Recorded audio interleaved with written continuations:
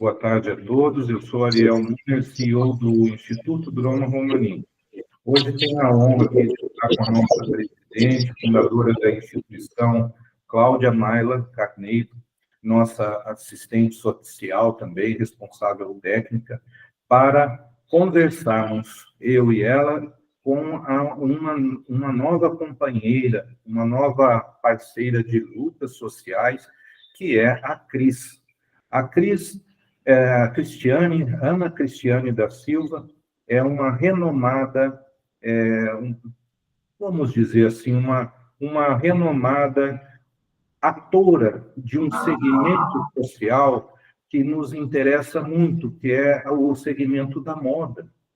O segmento da moda étnica, onde ela faz até doutorado, vai possibilitar os processos inclusivos em regiões onde as possibilidades de desenvolvimento social e econômico são escassas. A moda a moda que se traduz por vestuário, né? O vestuário é básico. Então, vestuário, alimentação, remédios, medicação são das coisas que em todo lugar cabem. Elas cabem em todo lugar, cabem em todas as necessidades. Então, nós precisamos aproveitar essa grande oportunidade representada por uma grande expoente do segmento, que é a Cris, baiana, uma mulher baiana que traz essa riqueza de conhecimento e dedicação a esses segmentos etnoculturais que têm tradições ancestrais de vestuário muito importantes, muito ao olhar também, e que representam uma possibilidade comercial, portanto, de sustentabilidade social muito grande. Então, boa tarde, Cláudia Maila, boa tarde, Cris. Fico muito feliz de estar aqui com as duas e também vou me despedindo aqui para deixar com que as duas conversem em detalhes sobre esses processos inclusivos através da, da moda ética, da moda inclusiva, que a atriz faz até um pouco rápido. Espero que conclua logo, né?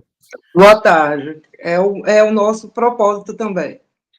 Muito bem. Então, Maila, boa tarde. Agora, com vocês a conversa. E volto em breve.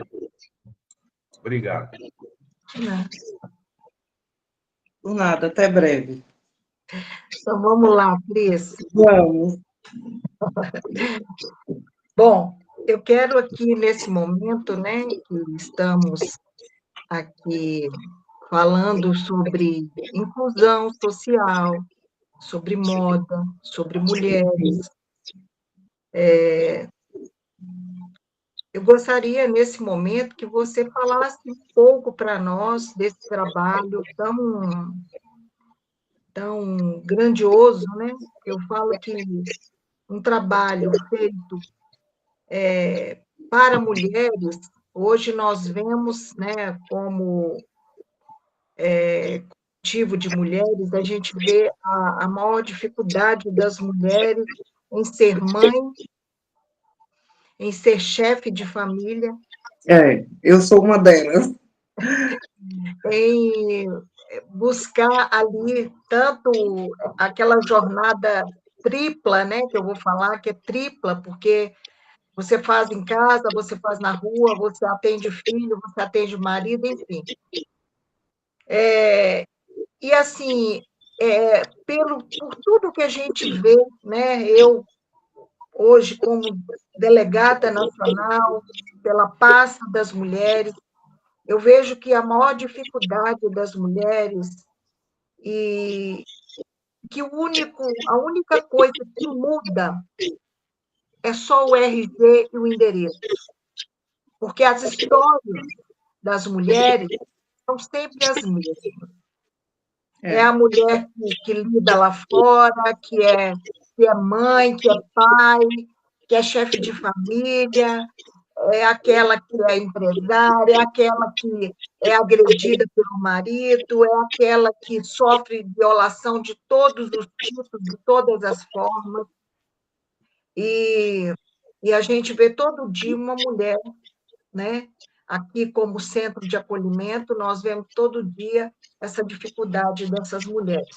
Mas hoje eu não vim aqui para falar só de inclusão social, eu vim aqui diante de você para que você possa expor um pouco do seu trabalho, desse projeto, né, a qual você começou, iniciou a sua fala, para que nós possamos, para aqueles que vão assistir, né, e ouvir, e também você, como a nova parceira aqui, né, do Instituto Droma Romani, eu tenho assim, uma honra em recebê-la, e dizer para você que você é sempre muito bem-vinda, e que também não só na questão da moda, na questão do coletivo de mulheres também, porque a sua voz é muito importante para que muitas mulheres elas possam se espelhar nesse trabalho que você tem e que você possa aí contribuir com todas essas mulheres que vão ouvir, que são mulheres de várias diversidade cultural, né? Uhum. Quando a gente fala da moda étnica, cultural, a gente trata aí de vários segmentos, e agora eu vou deixar você à vontade para você contar um pouquinho desse trabalho, desse projeto, e depois falaremos sobre a moda multiétnica desse projeto que temos aqui, escrito pelo Ariel, né? E pediu a licença aí para se retirar. Então, fique à vontade para você falar. Primeiro, você gosta de ser chamada mais de Maila ou de Cláudia? Bom, eu sou reconhecida como Maila, o Ariel é que realmente me chama de Cláudia, mas é Maila. Então, vou continuar chamando de Maila. Primeiro, obrigada pela recepção, é um prazer, né, poder participar de alguma forma desse projeto. Eu vou fazer um resumo, assim, da minha história. Eu sou baiana, morei em Vitória da Conquista nos últimos 23 anos, no sudoeste da Bahia. E lá eu fui uma das primeiras pessoas a coordenar, e, na verdade, eu atuei para trazer o curso de moda, na verdade, levar, né? Porque eu não estou mais lá. O curso de moda, desde o processo de autorização até o reconhecimento do curso de moda lá em Vitória da Conquista. Vitória da Conquista é um polo de moda, é o sudoeste da Bahia, 4 horas do norte de Minas, daqui de Belo Horizonte, por exemplo. Quando você sai de Vitória da Conquista, você já está a 4 horas do norte de Minas. Você já está no norte de Minas. Então, assim, o sudoeste da Bahia é uma região que tem algumas particularidades. É muito próximo da Chapada, é uma região mais fria. E aí eu fui trabalhar lá, primeiro como professora do Estado, e depois eu comecei a me interessar pela área de moda em 2003. Então, já tenho aí quase 20 anos de atuação na área de moda. Tanto como professora da área de moda, história da moda, design de produto, processos criativos, desenvolvimento de coleção, como também vários projetos que a gente atua, né, junto com a universidade. Primeiro foi moda e desenvolvimento sustentável, foi o primeiro projeto que nós trabalhamos lá na Bahia, que foi um projeto que a gente pesquisava como que era feita a moda de Vitória da Conquista, porque lá é um polo de lingerie, de moda íntima. Então, nós fizemos uma pesquisa bem ampla sobre o que era produzido em termos de moda em Vitória da Conquista e fazendo um apanhado das empresas que atuam lá, como a DAS, por exemplo, que é uma multinacional que faz a Fila, etc. Algumas marcas grandes do mercado. E aí também atuei como consultora de marcas, né? E todo o processo de assessorar a loja para levar a marca, estabelecer a marca, calendário de vendas, calendário de compra, e fiz bastante evento lá da área de moda. há 2 anos, eu já venho a Belo Horizonte já há alguns anos, né? Porque meu irmão, que também atua na área de moda, meu parceiro de trabalho, o Aldo Clécius, ele, ele deu aula na UNA 12 anos, ele saiu agora da pandemia. E também trabalha como estratégia de marketing de vendas de, né, para varejo. E eu me afastei das minhas atividades durante um período por conta de uma doença bem grave, que foi relacionada à mielite, aí eu tive hérnia de disco que fiz cirurgia na coluna, enfim, mas graças a Deus estou bem, consegui, né, me recuperar aos poucos, ter algumas sequelazinhas ainda, mas eu já estou atuando, né, voltando aos trabalhos. E eu já vim a Belo Horizonte, muitas vezes, eu vim como professora convidada da UNA para o programa de pós-graduação de 2017 a 2020, mais ou menos. Eu vinha, dava as minhas aulas na pós e voltava para a Bahia. Agora, nesses 2 últimos anos, eu estou morando mesmo aqui em Belo Horizonte, e estou atuando no coletivo Moda Contemporânea Mineira, que é este coletivo que eu falei, né, um pouco sobre a atuação, muito mais no sentido de colocar marcas no mercado, trabalhar com essa discussão da diversidade, que a gente tem algumas frentes dentro desse grupo, que são as mulheres empreendedoras, LGBTQIAPN+, negros e indígenas. Então, são vários coletivos dentro de um coletivo. Nesse coletivo, a gente não só fomenta essa questão do mercado de trabalho, mas também a gente promove cursos, seminários, discussões sobre a questão da moda e diversidade, que esse é o foco, né? Moda e diversidade. E aí, no ano passado, não sei se foi o ano passado ou foi no início desse ano, acho que foi no final do ano passado que a gente ficou de nos reunirmos. Lembra que estava o Natal, você estava corrida, e eu acabei viajando também para a Bahia, e a gente tinha conversado um pouco, ele me falando do Instituto. E aí, eu achei bacana a iniciativa, porque, como você mesma já colocou, a gente tem um Brasil muito plural. E esse Brasil, muitas vezes, foi constituído, né, como chefe de família as mulheres. As mulheres sempre estão à frente de vários segmentos, não só da área de trabalho, como na própria casa, como chefe de família, suprindo todas as outras necessidades de uma família.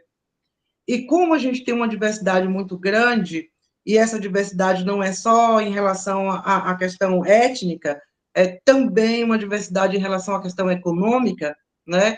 A gente ainda tem um Brasil muito desigual, não é? E a desigualdade é que faz as pessoas passarem necessidade, e eu acho que aí é onde entra esses projetos, com iniciativas que realmente tragam uma possibilidade da pessoa ter uma fonte de renda, né, uma economia criativa, e que a partir daquela fonte de renda ela tenha também algum subsídio que venha complementar a sua renda familiar. E isso, para mim, é uma coisa muito importante, porque a gente sabe que mesmo com, né, todas as iniciativas governamentais, federais, estaduais, muitas vezes elas não chegam a determinados grupos. E é por isso, né, que existem os institutos, cada um fazendo a sua parte, realmente pode, né, contribuir muito, né, nessa questão de diminuir as desigualdades, né, promover a questão da capacitação de trabalho, de alguma forma aumentar a perspectiva de uma economia criativa que seja realmente útil, né, e frutífera para essas mulheres. E eu acho que, nesse sentido, eu tenho algumas experiências de trabalho relacionadas a projetos públicos, né? Inclusive, o ano passado, eu ganhei um edital aqui que foi reconhecimento de trajetória. Então, esse reconhecimento de trajetória foi todo dentro da questão do que eu já tinha atuado antes. Com comunidades, com grupos, com um grupo de pesquisa na universidade, etc. Atualmente, eu estou apenas agora fazendo doutorado, que foi um sonho que eu tinha deixado para trás. Há 15 anos atrás eu tinha feito o mestrado, e aí eu entrei numa ciranda de trabalho muito grande, depois adoeci, e aí agora com esse novo, né, nova perspectiva minha, inclusive depois de tudo o que me aconteceu, eu também tomei muitos novos rumos, né, em relação a profissional, pessoal, porque eu acho que foi uma coisa que aconteceu para que também eu mudasse a minha maneira de agir diante das questões de saúde, pessoais, olhar um pouco mais para mim, porque são muitos anos, né, de trabalho, criei um filho sozinha, com a ajuda da minha família também. Aí tudo isso contribui, né, para a questão das doenças que às vezes paralisam, para que a gente recomece, né, e ver o mundo de uma forma diferente, né, se cuidando mais, fazendo o que é possível, não tudo que chega, né? Não querendo abraçar o mundo, né? Porque a gente tende a fazer isso. Então, assim, eu estou muito cuidadosa nesse sentido, para que eu consiga viver bem comigo mesma, ainda assim, podendo contribuir com projetos que eu acredito que tenham relevância. Então, assim, esse semestre, por exemplo, depois do processo da seleção para o doutorado, que foi bem puxado, eu comecei, peguei apenas 2 disciplinas e estou tentando gerir o outro projeto que a gente provavelmente não vai fazer, porque nós não tivemos tempo de inscrever, porque tem muito arquivo, muito documentário, muita coisa. Depois eu vou até te mandar um vídeo que eu fiz do evento, só um pedacinho, para eu apresentar como um projeto de uma disciplina. E aí nós fizemos só um pedacinho assim do pouco, que foi uma entrevista com as pessoas que estavam expondo, da biblioteca, dos coletivos, e um pouquinho de uma coleção. Não tem nada dos desfiles, que só dos desfiles tem muito material ainda, que foram 3 dias, e foi muito bacana, assim, dentro da biblioteca, foi muito inédito, assim, e as pessoas gostaram demais, e foi muito trabalho. Então, assim, a gente está reorganizando esse coletivo para a gente ter como trabalhar com mais tranquilidade. Entrar dentro de um projeto da PENAB, alguma coisa do tipo, para a gente realmente monetizar toda a equipe que já vem sustentando esse trabalho na raça, né? Que isso é importante, porque se existe, né? A gente já está nessa contribuição há muitos anos, então eu acho importante a gente dar uma parada para a gente conseguir institucionalizar o projeto. O que não impede da gente, né, tocar também um trabalho, até porque a comunidade, eu quero que você me fale um pouco mais sobre essa comunidade que vocês atuam, onde que vai ser realizado esses projetos, para que eu tenha uma organização e até uma revisão de projetos que podem ser feitos para esta comunidade. Sim. Aí vai depender muito de onde vocês querem atuar, qual é a comunidade, como que a gente pode fazer, quais tipos de cursos a gente pode oferecer para essas comunidades. Aí você vai abrir esse leque, né, de possibilidades, e a gente vem com essa estrutura de projetos, de pessoas que têm capacidade para atuar. Por exemplo, se a gente for pensar num curso de corte e costura, tem máquina? Tem pessoas que podem dar esse curso? Não tem? Eu tenho um banco de dados através do outro projeto que a gente pode ver se essas pessoas, quanto que é a carga horária delas, quanto seria, se tem máquina, se não tem máquina. É só um exemplo, tá? Que eu estou dando. Sim. Mas, por exemplo, oficinas de profissionalizantes na área de vitrinista, por exemplo, eu já fui a gente fala instrutora, né, no SENAC. Eu já fui instrutora do SENAC vários anos.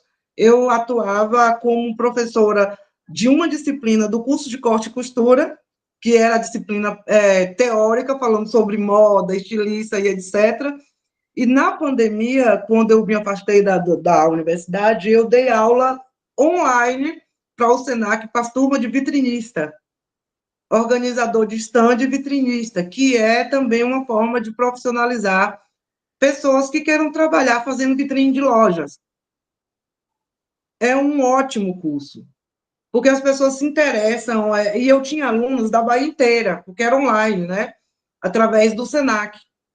Então, assim, toda a instrumentalização de tudo era o Senac. O Senac era quem promovia esses cursos. E eu era instrutora e a gente fazia de 2 às 6 horas da tarde esse curso com uma turma que era da Bahia inteira, de vários lugares da Bahia. E muito interessante também, que é uma proposta, caso vocês queiram. Temos vários, né? Figurino, corte e costura, stand, vitrinista, é um curso bem bacana também para mulheres, para trabalhar no comércio, como organizador de vitrine. Cada vez mais a gente está vendo que isso é importante hoje como uma ferramenta de visual merchandising, né? Aquele tem uma vitrine bacana, é a pessoa que vai chamar atenção, até porque a gente está perdendo muito para o consumo online, né? Muitas pessoas estão deixando de visitar as lojas por conta das compras online. Então, precisa-se fazer algumas coisas relacionadas à estratégia de vendas, e a vitrine é uma das principais, né? Com certeza. Aí a gente tem organizador de stand, vitrinista, o próprio curso de corte e costura, figurinista para peças e algumas coisas, e algumas coisas relacionadas à moda e sustentabilidade, que a gente pode ver o que é possível, trabalhar com peças que sejam feitas de retalhos de tecidos. Essas oficinas são muito bacanas, de pessoas que trabalham com resíduos para fazer bolsas, de costureira. Por exemplo, a gente está fazendo um contato, um trânsito aqui com o Centro de Resíduos de BH, que não está funcionando como centro de resíduo, mas funcionava uma perspectiva muito bacana. Aqui ainda não tem ainda a cultura de trabalhar com os resíduos, mas a gente já tem algumas experiências na área, de pessoas que já foi, inclusive, passou pelo Moda Contemporânea Mineira e chegou no Minas Trend só fazendo roupa com retalhos de jeans. Nossa, que bacana. É muito bacana. E aí você percebe que tem como você mexer nesse processo da economia criativa e proporcionar a essas mulheres qualificação em vários segmentos da moda, né? Vários. Aí, se tiver como trabalhar com pessoas bordadeiras, porque a gente está com muito procura e valorização do feito à mão, né? Do bordado, do customizado, isso está sendo muito valorizado agora. Aulas de crochê, né? Então, é um projeto que, a partir das suas demandas, a gente pode sentar, construir e movimentar e ver como que vai ser, né? A quantidade que comporta, se tem local, se não tem local. Tudo isso é de onde primeiro a gente vai, né, fazer na verdade, a gente vai fazer como se fosse, me fugiu a palavra aqui agora, mas a gente vai analisar o que temos, né? Vocês, no caso, já devem saber da demanda de vocês, se tem lugar para esses cursos, se não tem, se tem como viabilizar, se não tem, se o lugar comporta, quantas pessoas. Aí, tudo isso é um processo de construção. Então, Cris, eu vou dar uma lidinha para você aqui no projetinho que o Ariel colocou aqui, que são, né, um esboçozinho e os objetivos gerais, né? Vou dar uma lida. Eu acredito que todo esse recorte que você trouxe é muito importante, porque eu vejo nisso tudo, além da economia criativa, além desse segmento com mulheres, além do que é étnico, tem uma coisa que é muito importante, que é o serviço social, que cabe, ele é universal, cabe a todos, e a gente vê muito, de repente, essas famílias que faltam a condição, eu falo muito isso. De repente, um bom atleta, ele nunca vai dar o seu melhor a partir do momento que ele passa por dificuldade, vulnerabilidade social, até de alimentar, né? Com Porque certeza. muitas vezes são são mulheres de periferia, são mulheres como esse grupo que estava aqui ontem, que são mulheres indígenas, que não tem, né, não tem nem água potável para beber, que de lá a maior dificuldade, eles não têm nenhuma forma de sustentabilidade a não ser plantar, colher para comer. Quer dizer, é uma vida, né, que a gente vê que assim, a gente nem acredita que isso ainda é possível, como você colocou aí, né? Cada vez o capitalismo cada vez maior, cada vez essa desigualdade entre pessoas, e a gente vê isso muito gritante, Muito mesmo. muito. Eu, Então, eu, eu fico pensando, assim, às vezes a gente já avançou em tanta coisa no Brasil, mas o processo da desigualdade ainda está muito grande, por conta até da educação, da formação, coisas que as pessoas não têm acesso ainda, por igualdade. infelizmente, quando você traz esse recorte aí, é uma realidade. É uma realidade. Infelizmente, isso ainda está muito, muito, muito alto, esse número, né? Esse número Sim. quantitativo de comunidades, de pessoas, porque aqui, por exemplo, a gente tem o centro de acolhimento, e aqui são demandas espontâneas. E muitas vezes a pessoa não vem aqui, mas ela liga. Ela liga. Então, você faz o acolhimento pelo telefone, você escuta. Então, cada vez que você acolhe uma pessoa, você entende que a maior dificuldade, a dificuldade, ela vai trazendo limitações.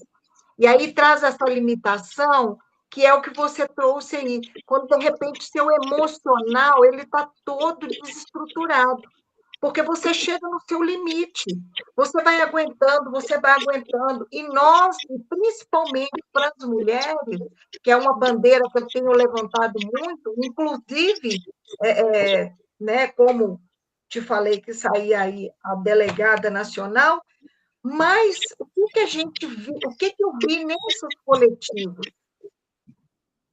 A dor das mulheres de várias comunidades, de vários segmentos, são todos iguais.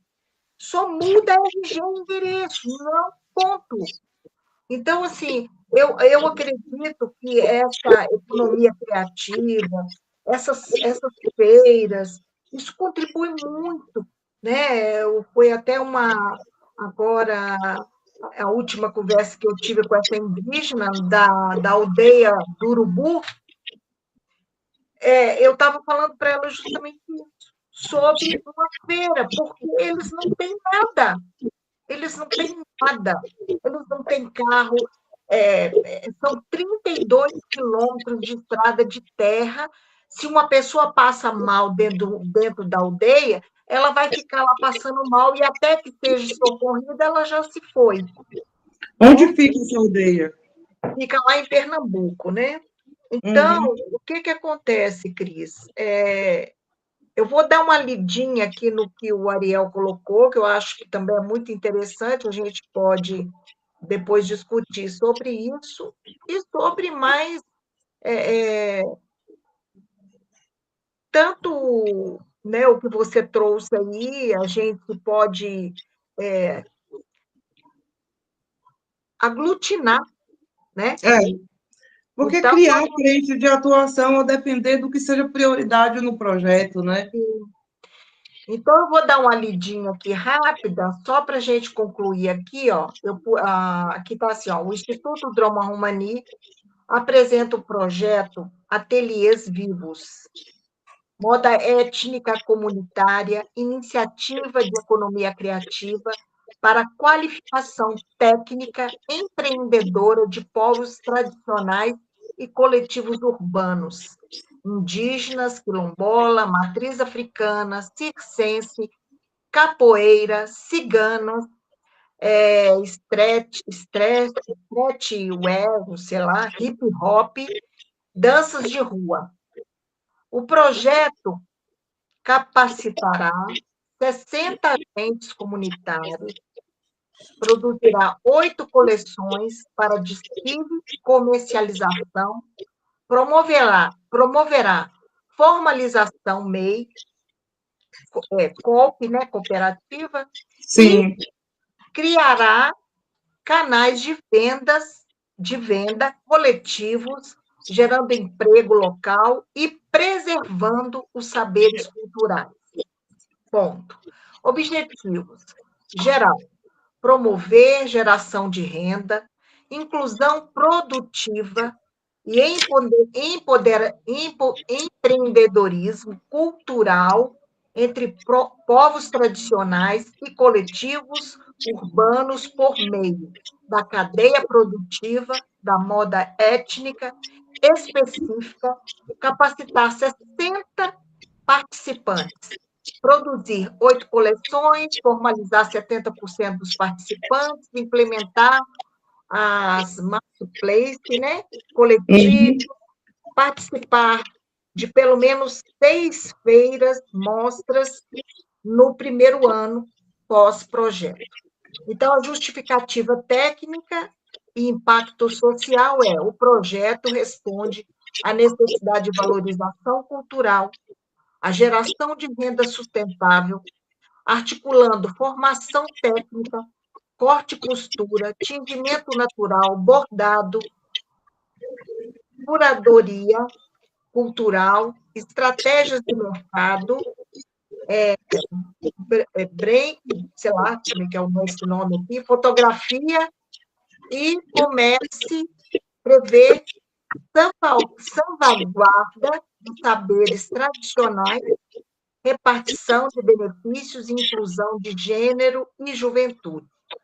Público-alvo, direto, né? 60 agentes comunitários, 10 segmento, com prioridade para as mulheres e jovens, indireto, famílias, redes de comércio local, público consumidor, parceiro institucional. Metodologia, né, as etapas, a pré-produção, que é 1 a 3 meses, mapeamento cultural, oficinas por criação, fichas técnicas, registro coletivo, capacitação de 4 a 7 meses, 120 horas por participante, módulos técnicos, empreendedores, emissão de certificados, produção de desfile de 8 a 9 meses, confecção das coleções, provas, curadoria e produção técnica do desfile, registro audiovisual e catálogo. Comercialização e pós-projeto, mês 10, 18, marketplace, coletivo, feiras, formalização e acompanhamento comercial. Governança e equipe, comitê gestor, representantes comunitários, coordenação do Instituto Droma Romani, parceiro técnico, representante financeiro, equipe de coordenação de projeto, coordenador pedagógico, instrutores técnicos, figurinistas, curador, produtor de evento, assessor comercial, assistente administrativo, contador, auditor, mecanismos participativos e reuniões mensais, comitê de salvaguarda cultural. Salvaguarda cultural, temos de consentimento coletivo, cláusulas de repartição de benefícios, política de uso de símbolos e estampas, registro de autoria coletiva quanto inaplicável, o cronograma físico-financeiro resumido, prazo 18 meses, fases, pré-produção 3 meses, capacitação 4 meses, produção e desfile 2 meses, comercialização por 9 meses. Reserva técnica 8% sobre o custo de direitos. Monitoramento e indicadores.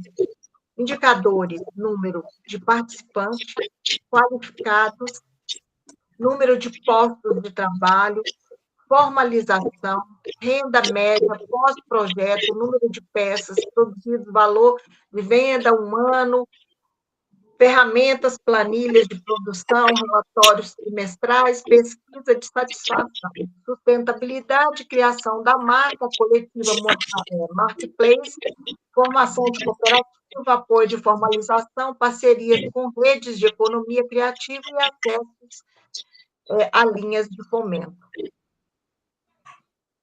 Então, é isso. Aqui tem mais algumas coisas, mas eu acho que já deu para...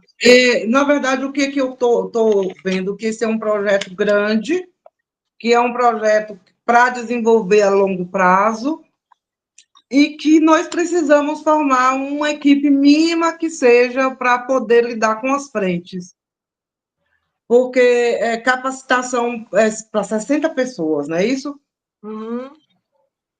E daí, da partir dessa capacitação dessas 60 pessoas, a gente vai fazer desenvolver, né? Na verdade, todo esse processo do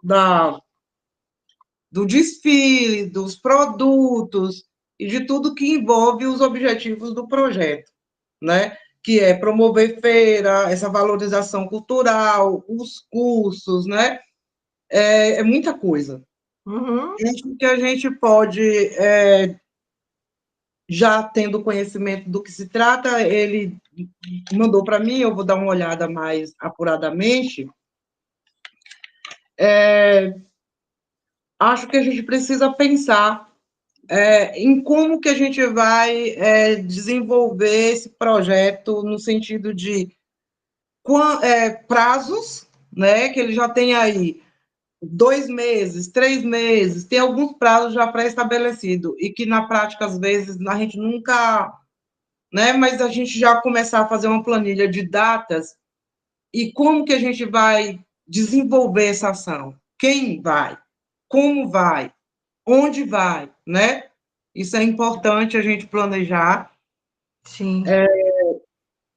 E no sentido de que essas coleções vão ser produzidas para o desfile por os alunos que vão fazer o curso de corte e costura e bordado, poderia juntar, ou seria uma coisa que seria aberta para quem, né? Aí deixar cada um desses itens do projeto já especificado com a perspectiva de como realizar, qual o prazo, com quem, como coordenar, porque 60 participantes é um bocadinho, né? Para a gente qualificar.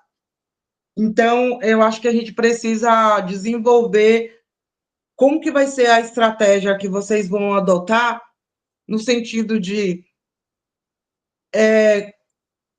você fica com parte da coordenação de tudo, né? Ele com a coordenação de uma parte. O que é que eu posso ficar? O que é que a gente pode mais... qual outra frente? Quem a gente precisa buscar, né?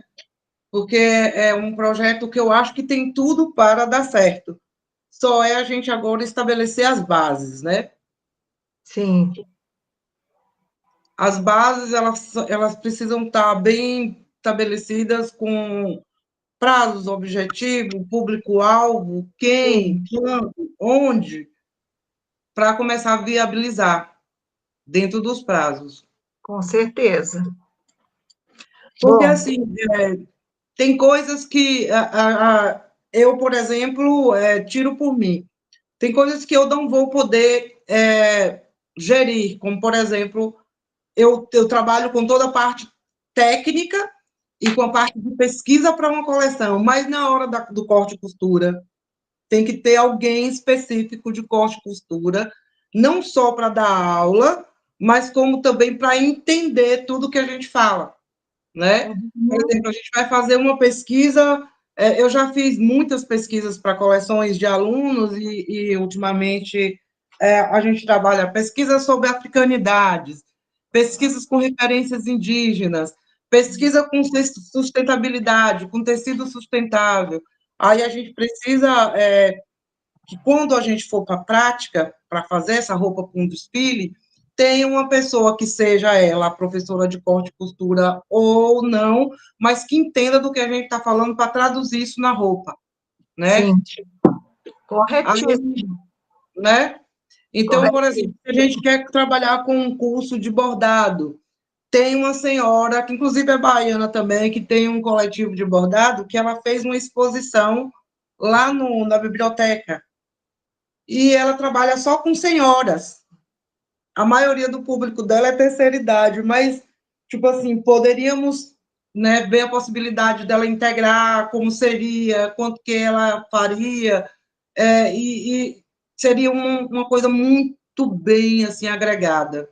Sim. Porque hoje, a gente, esse é um segmento da área de moda, que é o feito à mão, o bordado está muito valorizado, né? Para uma pessoa de baixa renda trabalhar como bordadeira, ela vai ter, sim, uma remuneração boa, porque o bordado não é um fazer barato, né? Até pano de prato que ela bordar já vai dar dinheiro. Que bom, né? Porque agora, então, está sendo valorizado, né? Porque houve uma época... Que a gente vinha de uma época, né?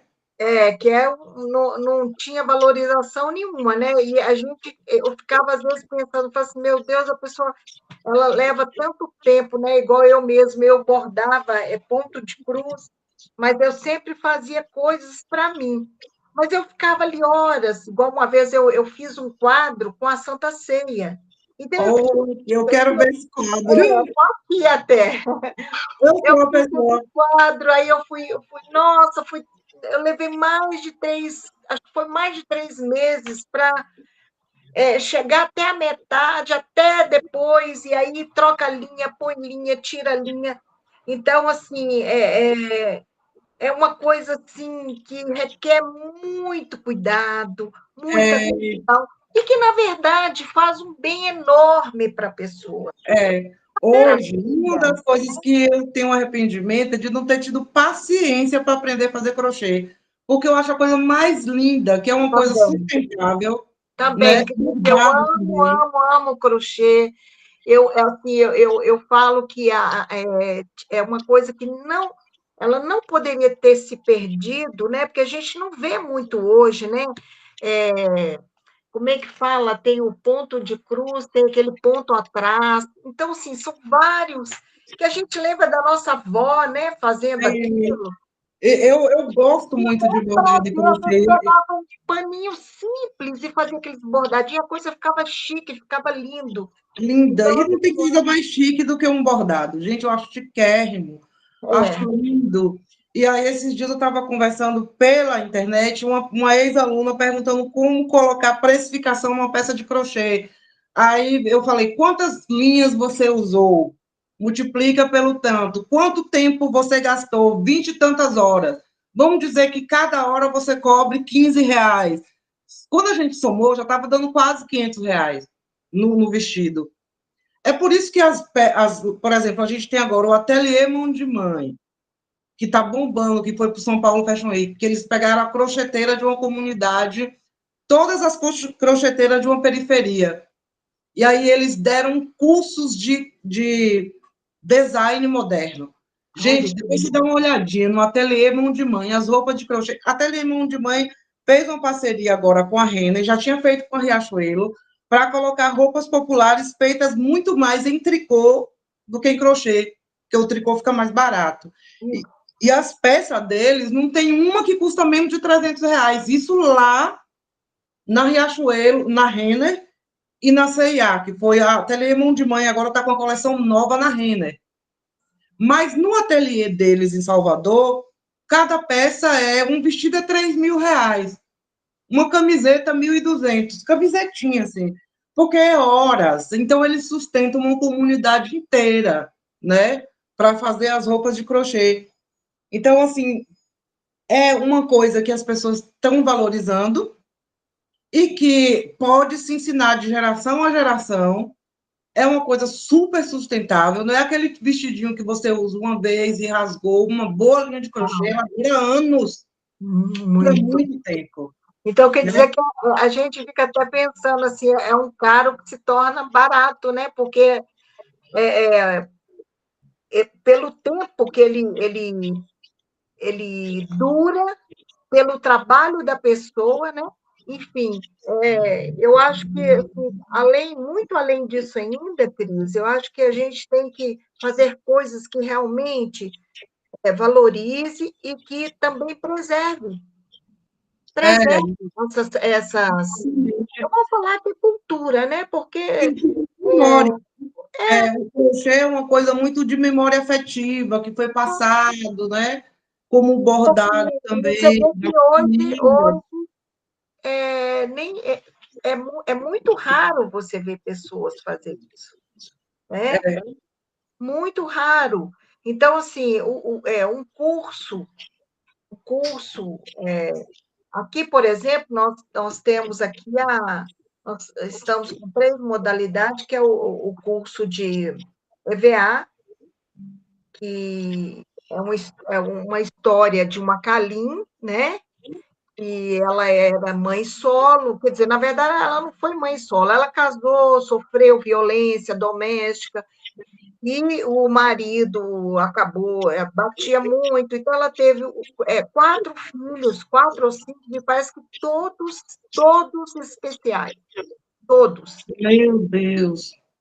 Então, ela entrou numa crise de depressão muito grande e essa mulher foi assim, um exemplo vivo de superação. Então, ela começou ela estava com muita depressão, ofertaram para ela um curso de EVA, e ela começou a fazer esse curso. E nesse curso, ela aprendeu, você precisa de ver as coisas lindas que ela faz. E aí ela fala, na hora que ela está fazendo, ela disse que isso curou ela da depressão. E Então, eu acredito. Quando ela vai fazendo, aí ela vai ensinando, ela vai falando, olha, isso é possível sim, porque aconteceu comigo. Então, eu sou exemplo disso.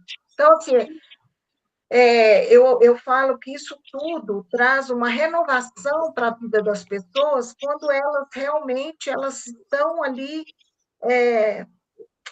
eu vou dizer que enclausuladas emocionalmente, né? Porque é uma prisão, eu acho muito puro também, né? Eu acho como que esses tipos de curso de manualidades é muita cura também, porque tem a inclusão social, tem a maneira como a gente recebe esse povo, tem a maneira como ela se vê realizada ali depois, e aí tudo isso vai curando ali, né? É todo um processo, né? Quando você vai colocar na balança mesmo, não é só pelo fato dela produzir e ganhar o dinheirinho dela, é para ela se curar também, para ela ter ali uma atividade onde ela vai ver aquilo que ela produziu gerar renda para ela. E, além de gerar renda para ela, cura o emocional dela, porque muitas vezes essa mãe, essa mulher, ela tem dificuldade em manter sua despesa, né? Igual essa mesmo, um dia ela chegou para mim e falou assim, eu preciso de uma cesta básica, porque eu tenho meu filho que está doente, meu filho é doente, tem 40 anos e está parado, não trabalha, não faz nada, então eu tenho que correr atrás.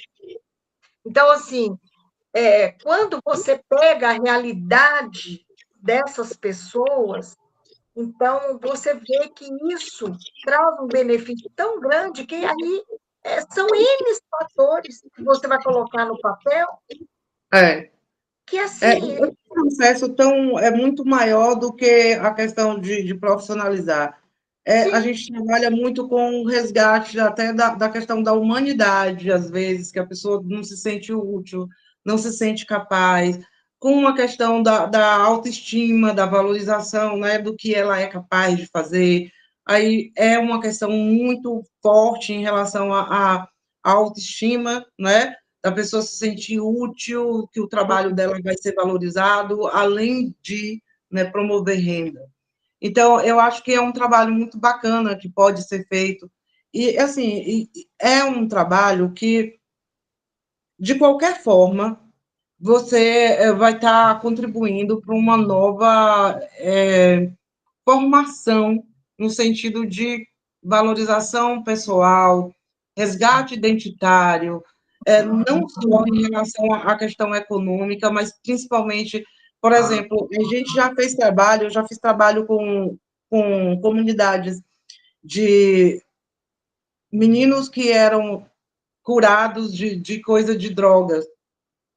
E eu já fiz oficina de música e depois com figurino, né, de teatro. E aí a gente percebe o quanto que esses trabalhos são importantes, né? Já fiz também com mães de periferia, trabalhando só com a questão da autoestima. E é muito importante a gente trabalhar dentro do viés étnico também, porque, assim, eu tenho duas descendências fortíssimas, que além do negra, né, visivelmente, a indígena. A minha mãe, ela é de Pau-Brasil, daquela cidadezinha lá do interior do sul da Bahia, onde teve a reintegração de posse das terras indígenas há uns anos atrás, nos primeiros governos do Lula.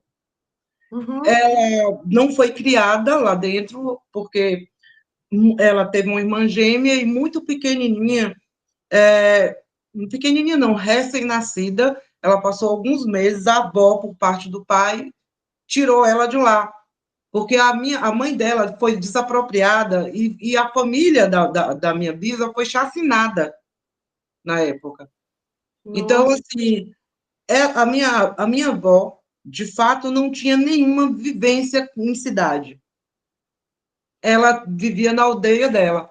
Como ela foi desapropriada, ela foi se parar num interiorzinho assim, da cidade que estava se formando naquele tempo. E aí ela não tinha a menor condição de criar minha mãe, porque ela ainda acendia fogueira, ela ainda pegava bicho, caçava para comer. Então, assim, minha mãe não teria as oportunidades que ela teve, nem o que eu tive hoje, praticamente, né? Mas, assim, mas existem ainda essa comunidade urbana de pessoas não só pretas, mas indígenas também, que migrou e não teve essa formação e está numa periferia.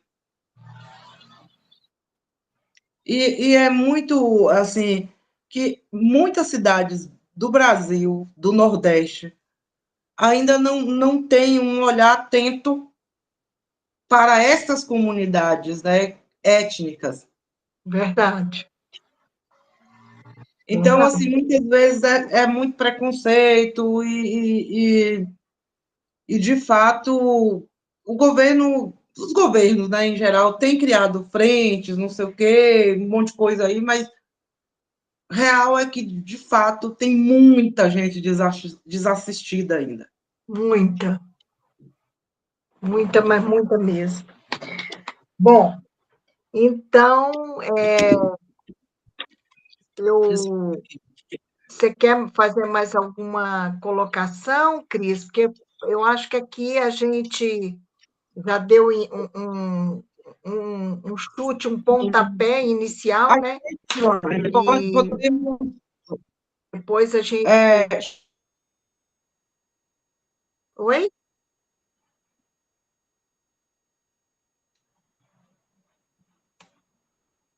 Cris?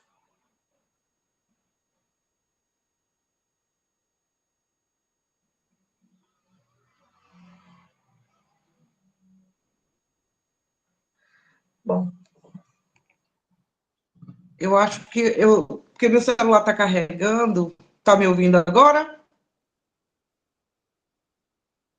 Oi.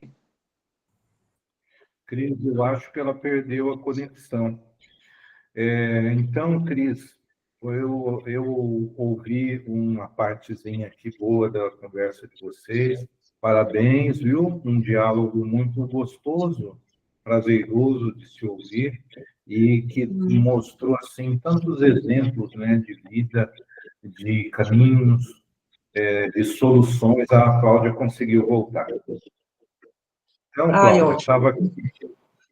eu estava aqui dizendo para a Cris que nós gostaríamos muito de agradecê-la, né, por essa conversa tão agradável que teve com você, onde vocês falaram, as duas, sobre caminhos, né, possíveis para situações tão difíceis da vida, que às vezes acontecem, mas que podem ser vencidos, né, como o caso que a Cris falou da família vacinada, a Cláudia citou de tantos outros segmentos, né, étnicos do nosso país, cuja condição familiar é atribulada, né, atribulada. Então, parabéns às duas, e eu gostaria muito de agradecê-las por esse primeiro registro, e como eu ouvi a hora que você falou, da necessidade do planejamento agora em cima para isso que nós convidamos você, viu? Uhum. Nesta área, vai fazer com que o planejamento, junto com a Cláudia na área de serviço social, eu na área de direitos humanos, então vamos fazer com que haja um planejamento que torne viável a realização, que estabeleça os caminhos, né, inclusive os de sustentabilidade para a existência de projeto na frente. Então, parabéns a todos. Você mora aqui em BH, né? Você está aqui em BH. Eu, Cris? Não, Maila. Maila, sim. Sim. Eu estou, na verdade, Cris, eu estou aqui em Contagem, né? Uhum. Movimento cultural, que são as oficinas que acontecem no Padre Eustáquio. Mas eu estou aqui em Contagem e aqui nós temos o centro de acolhimento, que fica aberto, né? Como eu te falei, né? Que aí a gente recebe as demandas, muitas vezes por ali, ou por telefone também, né? E aonde também somos ponto de cultura, né? E Contagem é aqui perto. Você está morando onde? No Santa Efigênia, é muito próximo ao centro. Ah, sim, eu conheço Santa Efigênia. Conheço, sim. Fica próximo da floresta, né? Sabe o que a gente pode combinar? A partir da semana que vem, na segunda semana de dezembro, eu já vou estar mais disponível. A gente pode combinar de a gente se encontrar e fazer uma visita, né? Para conhecer, para você me falar dos espaços. Pode. Né? Só no dia 17, Cris, eu acho que vai dar exatamente na segunda semana. No dia por aí. 17, eu estou indo para Brasília por causa da conferência do idoso, né? Então, a gente pode tentar ver antes. Antes disso, porque depois vai dar Natal, aí você vê como o ano passou rápido. Aí fica Nós difícil. falamos praticamente na véspera de Natal do ano passado. Eu lembro que eu estava numa correria da ceia.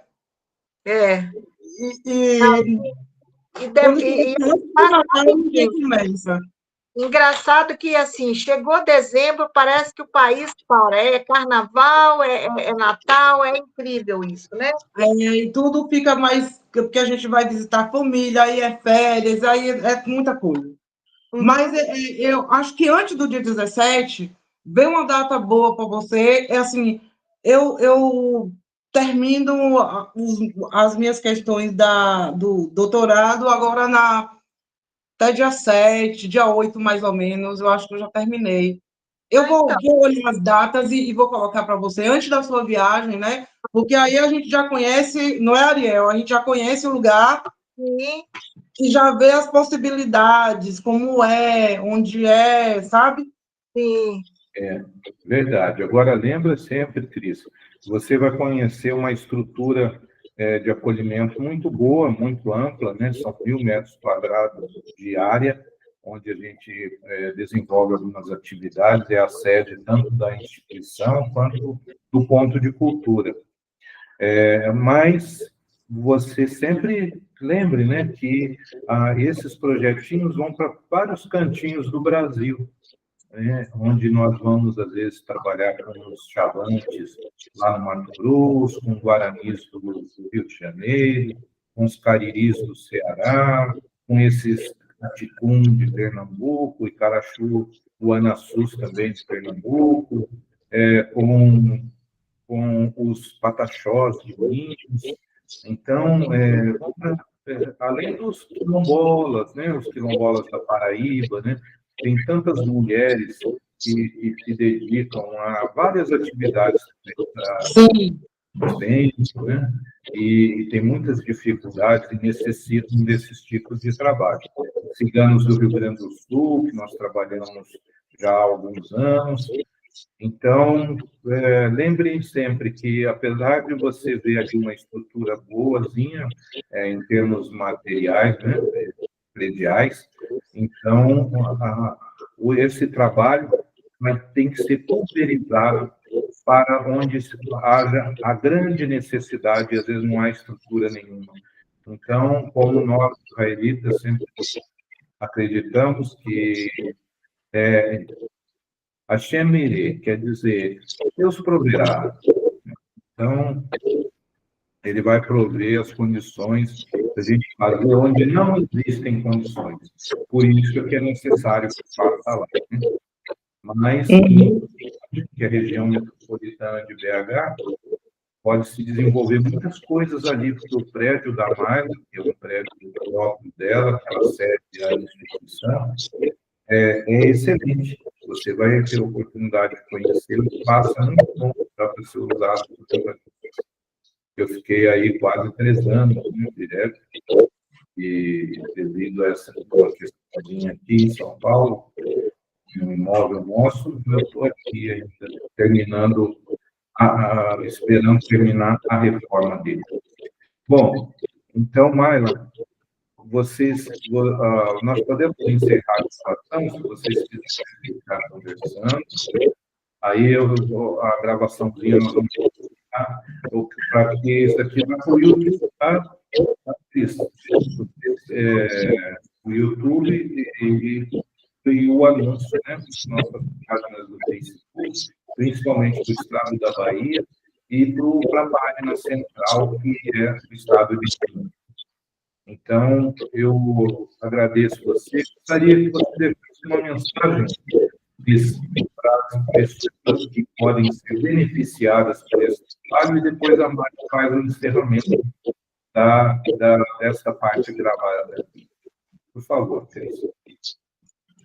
Eu achei muito bacana essa reunião que nós fizemos hoje, e assim, um prazer conhecer Maila, né, e conversar mais com você, e ver que a gente está alinhada nos mesmos propósitos em relação a desenvolvimento de projetos que beneficiem, né, as populações mais necessitadas, e ver possibilidade de como articular uma condição de vida melhor para essas pessoas.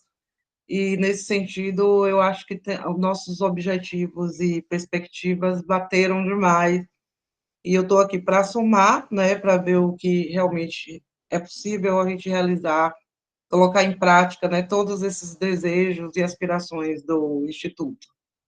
Muito obrigada a vocês. Um prazer. Bom, eu quero aqui agradecer imensamente, Cris, a sua presença, sua participação, dizer que tudo é movido pela nossa vontade, né? Pelo nosso desejo, e vejo que você é uma pessoa bem engajada, tanto na parte cultural como na parte social, que é como eu disse para você, o social ele é universal, ele engloba a todos, em todos os espaços, né? Quando se fala do social, ele está envolvido em tudo. e o objetivo maior, que acredito, né, que são acolher, além de acolher, dar a capacidade, capacitar, né, vamos dizer melhor, capacitar essas pessoas que têm as suas limitações, né, que têm as suas dificuldades, tanto emocional, como social, como financeira, enfim. E sermos o apoio, né, para essas pessoas, que a gente possa ir juntos, cada qual com a sua especificidade e entendimento, e que todos se unam no sentido de fazer um bem em comum, né? E quando a gente fala de fazer um bem em comum, não é só nas atitudes físicas, a gente também fala nas atitudes emocionais também, porque uma pessoa, eu li uma frase muito interessante dentro do serviço social, onde fala: você não precisa de acolher uma pessoa com a técnica, porque essas pessoas, quando elas chegam até você, elas precisam de ser abraçadas. Então, assim, quando a gente fala nesse contexto, a gente fala no contexto humano, porque não adianta só a técnica. Se você é muito técnica e você está ali, como conversamos aqui em relação às comunidades, se você vai fazer um trabalho, você tem que ter a sensibilidade de entender que aquela mulher, ela chega com suas dores.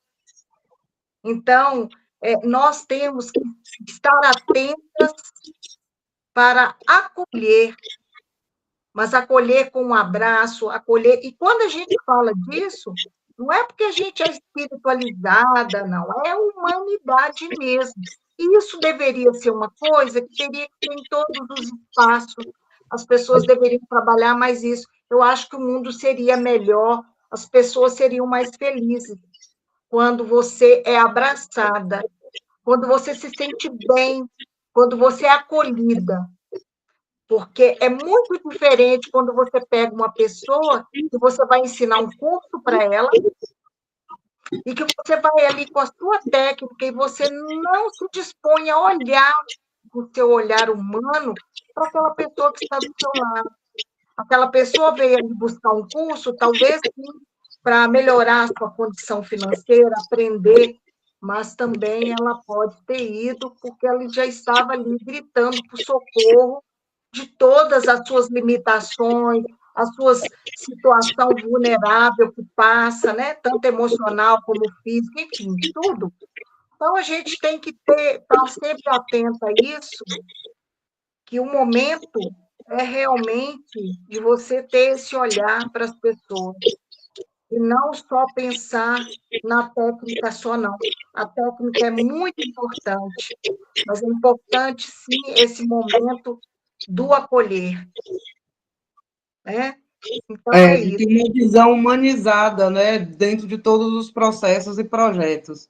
Tudo. Eu penso assim, eu acredito que teríamos um mundo melhor dessa forma. Mas queria aqui, né, agradecer a você imensamente mais uma vez, né? Foi muito legal a nossa conversa, foi muito produtiva, e vamos sim encontrar para a gente colocar aí, você visitar o espaço e a gente trocar Sim, algumas informações e colocar em prática, né? isso. Vamos sim. Então, tá bom. Te agradeço